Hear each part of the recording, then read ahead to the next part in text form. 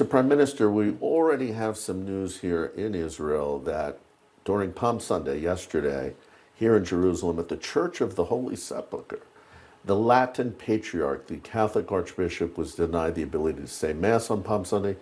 What really happened? Well, what happened was that the Iranians have been firing missiles at the old city of Jerusalem, where you have the Al-Aqsa Mosque, one of the holiest places for Islam, the Church of the Holy Sepulchre, one of the holiest places for Christianity, and the Western Wall, which is the holiest place for Judaism. And the fragments nearly hit the Church of the Holy Sepulchre. So as a result, the Israeli security authorities said, okay, let's take out the worshippers right now because they'd be hurt. There's no protection there. And that was a general instruction that applied to the Jewish places, to the Muslim places, and to the Christian places. And that was the reason that a police officer on duty said, oh, okay, I'm applying it also to the Patriarch. Now, look, I think that wasn't, I can understand the concern for his safety, and that was the only concern. There was no malice here, no bad intention, unlike the press reports.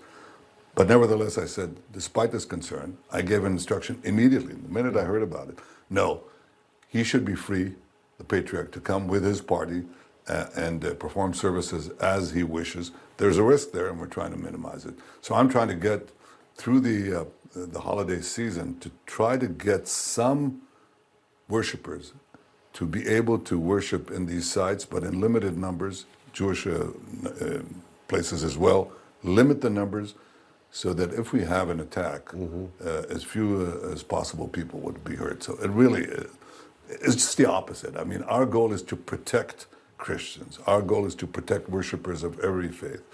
And our policy has been absolutely pro-Christian, the complete opposite of the slander that is being foisted at us. You look at the Middle East and you see in every country the Christians are shrinking. Their number is shrinking. Right. They're oppressed. They're in very bad shape. Many of them leave.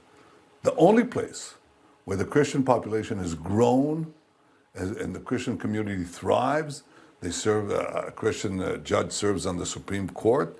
They're in our Knesset, in our parliament. They're in the champions of our industry. They lead in indicators of, of higher education. They lead. That's because of the policy. And the policy is, frankly, the one that I am leading because of our general policy towards interfaith freedom, but also our affinity with Christianity. I'm surprised the world is not condemning Iran for targeting the holy sites of Islam, Christianity, and Judaism. It's getting no press, and they didn't do it in the 12-day war to the same degree. No, they didn't do it at all in the 12-day war. They're doing it now, and they're targeting these, the old city where you have the three most sacred sites of the three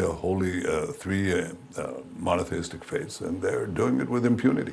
So I think we're taking the protective measures, but the absurd thing is that we're being accused for protecting Christians, and this fallacy, this lie, this vilification that Israel is against Christians, when Israel is the only country in the Middle East and one of the few countries in the world that stands up for Christians, whether they're oppressed in Nigeria or they're oppressed in Syria or they're oppressed anywhere else in the Middle East. We protect them because that's the way we should treat all human beings, but especially our Christian friends.